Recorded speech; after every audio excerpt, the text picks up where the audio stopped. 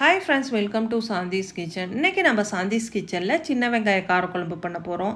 சுடு சாதத்தில் காரக்குழம்பு ஊற்றி 1 டீஸ்பூன் நல்லெண்ணெய் ஊற்றி பிசைஞ்சு சாப்பிடக்குள்ள நம்ம எப்பயும் சாப்பிட்ற சாப்பாட்டை விட சேர்த்து சாப்பிடுவோம். ஸோ நம்ம சேனலில் இப்போ தான் ஃபஸ்ட் டைம் பார்த்தீங்கன்னா நம்ம சேனலை சப்ஸ்கிரைப் பண்ணிடுங்க. ஸோ ஒரு மண் சட்டியில் நல்லெண்ணெய் ஒரு 1/4 கப், அதாவது டேபிள் ஸ்பூனில் ஒரு 4 டேபிள் ஸ்பூன் ஆட் பண்ணிக்கோங்க. கடுகு 1/2 டீஸ்பூன், ஜீரகம் 1/2 டீஸ்பூன், வெந்தயம் 1/2 டீஸ்பூன், சின்ன வெங்காயம் வந்து ஒரு 200 கிராம், அதாவது 1 கப் ஆட் பண்ணிக்கோங்க. கருவேப்பிலை ஒரு கொத்து ஆட் பண்ணிக்கோங்க. வரமிளகாய் வந்து 2 ஆட் பண்ணிக்கோங்க. பூண்டு வந்து ஒரு 10லேருந்து 20 பல் ஆட் பண்ணிக்கோங்க. நான் வந்து சின்ன பல் ஆட் பண்ணியிருக்கேன். உங்கள்கிட்ட பெரிய பல்லாக இருந்தால் ஒரு 10 பல் ஆட் பண்ணிக்கோங்க. ஸோ இது எல்லாத்தையும் கொஞ்சம் நேரம் ஃப்ரை பண்ணிக்கோங்க.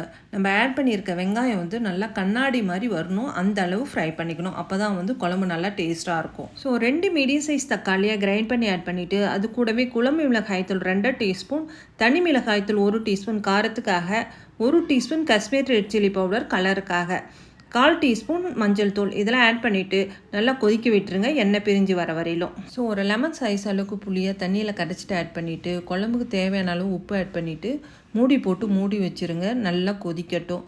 எண்ணெய் நல்லா பிரிஞ்சு வர வரையிலும் குழம்பு கொதிக்கணும். ஸோ 1 டீஸ்பூன் நாட்டு சக்கரை இல்லைன்னா சின்னதாக வெல்லம் ஆட் பண்ணி கொதிக்க விட்டு இறக்கணும். சின்ன வெங்காய காரக்குழம்பு ரெடி.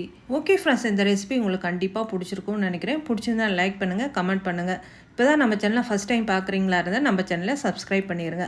அடுத்ததாக ஒரு புது ரெசிபியோட மீண்டும் உங்களை நான் சந்திக்கிறேன். தேங்க்யூ ஃபார் வாட்சிங். Bye bye.